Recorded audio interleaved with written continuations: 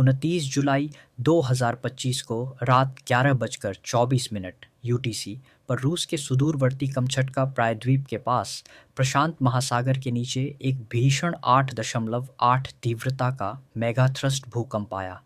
यह अब तक के दर्ज किए गए 6 सबसे बड़े भूकंपों में शामिल है।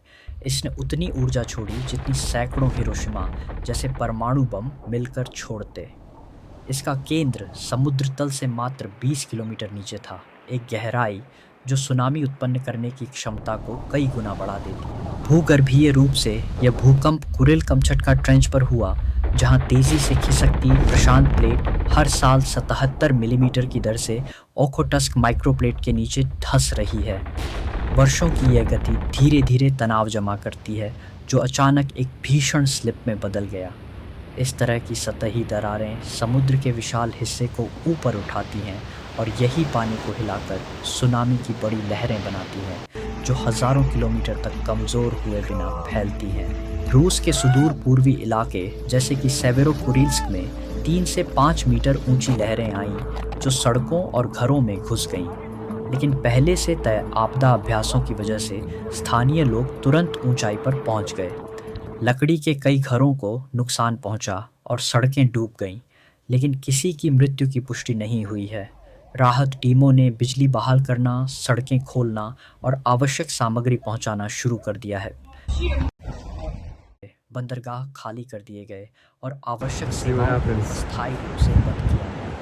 अनुमानित 1 से 3 मीटर ऊंचाई की लहरों से पहले ही लोग सुरक्षित स्थानों पर पहुंच चुके थे। लहरें जब 7:10 से 7:17 हवाई समय के बीच पहुंची, तब अधिकतर जगहों पर इनकी ऊंचाई 1 मीटर से भी कम रही।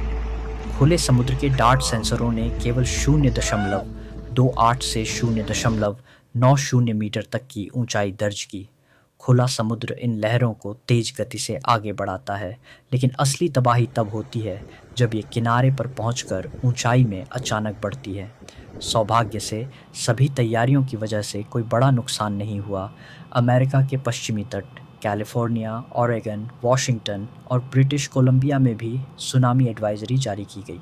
उत्तरी कैलिफोर्निया में चेतावनी जारी रही और अनुमान था कि 1.5 मीटर तक की लहरें 11:50 से 1:05 तक पहुंच सकती हैं।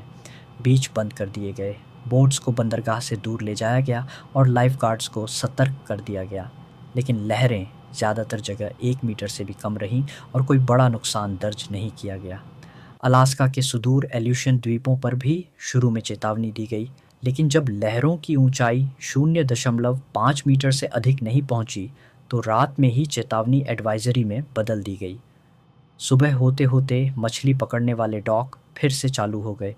इस स्थिति से स्पष्ट होता है कि कैसे आधुनिक तकनीक और सटीक डेटा की मदद से चेतावनी स्तर समय के अनुसार बदला जा सकता है और अनावश्यक पैनिक से बचा जा सकता है। जापान में 9 लाख से ज़्यादा लोगों को पूर्वी होक्काइडो से एहतियातन निकाला गया, क्योंकि वहाँ 3 मीटर तक की लहरों की संभावना थी। शहरों जैसे नेमुरो और टोकाची में लोगों ने शरण स्थलों में समय बिताया। हालांकि असली लहरें केवल 0.3 से 0.5 मीटर की थीं, फिर भी जापानी प्रशासन ने पूरा अलर्ट रखा और मोबाइल नेटवर्क के जरिए लगातार सूचना देते रहे।